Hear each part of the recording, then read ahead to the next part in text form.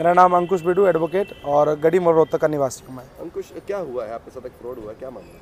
मेरे पास सर 2 दिन पहले, आज 4 जुलाई है, तो लगभग 1 जुलाई या 2 जुलाई के करीब मेरे पास एक टेक्स्ट मैसेज आता है टीवीएस क्रेडिट के नाम से, और उसमें लिखा था कि अगर आप रिकवरी एजेंट की जॉब के इंटरेस्टेड हो तो आप इस पर लिंक करके अपनी डिटेल फिल कर दीजिए।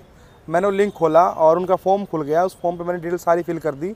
उसके बाद मेरे पास 2 दिन के बाद, मतलब 3 जुलाई को मेरे पास SMS आता है कि आपकी जॉब कंफर्मेशन लेटर आ गया है, आप लिंक पे क्लिक करके उसे डाउनलोड कर लीजिए। मैंने वो कर लिया। उसमें उन्होंने 2 फॉर्म थे कि अंदर पर्सनल इन्फॉर्मेशन का और जॉब लेटर का। तो जी जॉब लेटर अपने पास रख लो और पर्सनल इन्फॉर्मेशन को आप फॉर्म फिल करके ID लगा के इस एड्रेस पर हमें कल पोस्ट कर देना स्पीड पोस्ट से। मैं कहा ठीक है। उस फॉर्म में के लास्ट में PVC ID मांग रखी थी। तो मैंने HR का नंबर था उस जॉब लेटर पे, राहुल नाम है उस HR का, उसका नंबर भी है उस पर।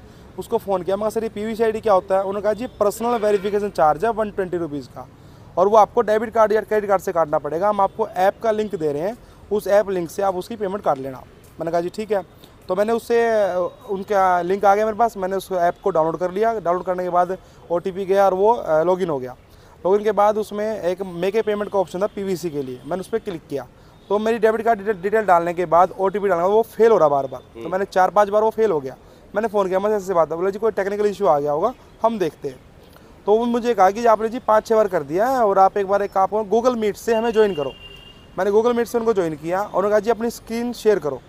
मैंने स्क्रीन शेयर की। शेयर करने के बाद उन्होंने कहा जी अपने ट्रू कॉलर वगैरह सब डिलीट कर दीजिए, ये डाटा हैक कर लेगा, और आप अपनी ऑल जितनी भी नोटिफिकेशन आपकी आती है बैंकिंग की, व्हाट्सएप की, उन सबको म्यूट कर दीजिए। मैंने कर दिया। उसके बाद उन्होंने कहा जी हम आपकी डिटेल डाल रहे हैं। आप मैंने उसको कुछ नहीं दिया, ना कोई आधार नंबर, ना कोई कार्ड नंबर, कुछ नहीं दिया। उन्होंने अपने आप भी डाला। बोला जी एक OTP भेजने। उन्होंने 120 रुपये का OTP भेज दिया, 120 रुपये 36 पैसे OTP दे दिया, वो कट गए। तो मैं देखता हूँ 10 मिनट के बाद एक 64,000 का SMS भी आता है। मैंने उसको फ़ोन किया, मैं कहा सर ये कैसे कट गए? बोला मैं ये देखता हूँ, टेक्निकल प्रॉब्लम है। थोड़ी देर बाद उसका फ़ोन मिलना बंद हो गया।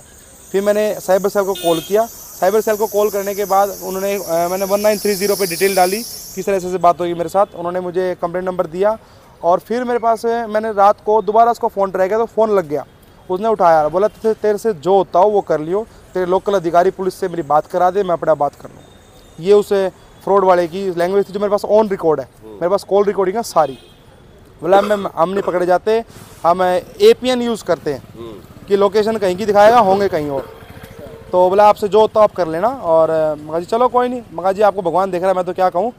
तो मैंने उसको फ़ोन कट कर दिया। आप आज SP साहब को देने? मैं SP साहब को देने के लिए आया था। पहले मैं ऑफिस गया, लेकिन ऑफिस SP साहब नहीं मिले। और मैं इसलिए गया था क्योंकि मेरे पास सुबह 8 बजे साइबर सेल SP रोहतक का फ़ोन आता है कि सर आपने कल रात को एक ऑनलाइन फ्रॉड की कंप्लेंट डाली थी, वो हमने आपका, तो उन्होंने मेरे से थाना पूछा। मैंने कहा सर सिटी थाना।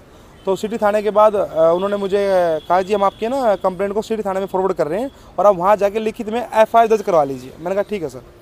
मैं वहाँ गया। वहाँ का साइबर हेल्प डेस्क का इंचार्ज था ASI कुलदीप नैन। मैं उससे मिला, मगर सर ऐसी बात है और मैंने FIR दर्ज करानी है और मुझे बैंक भी जाना। तो बैंक वाले मोस्टली बात है कि वो FIR ही मांगेंगे। तो बोला मेरे पास टाइम नहीं है अभी, जब टाइम होगा मैं आपको बुला लूँगा। मैंने कहा सर आपको टाइम ना हो 5 दिन भी 10 दिन भी, आप मुझे बुलाओगे नहीं 5-10 दिन, तब तक मामला अटका रहे, तब तक हमारा साइबर सेल पता नहीं कितनों को और फ्रॉड कर पाएंगे। चलो मैं तो, मेरे साथ हो गया कोई नहीं, लेकिन और तो बच जाएंगे इस चीज़ से। लेकिन उन्होंने मेरी नहीं सुनी। बोले नहीं हमारा कोई अभियान चल रहा है, पता नहीं क्या अभियान चल रहा है, हम भी बिजी हैं, हम आपको 4-5 दिन जैसे फ्री हो जाएंगे ना आपको बुला लेंगे। चलो मैं आ गया वहाँ से। मैं गया बैंक, 10 बजने के बाद मैं बैंक चला गया। बैंक वाला बोले सर FIR कॉपी लाओगे तो हम काम कर पाएंगे। मैंने कहा ठीक है सर।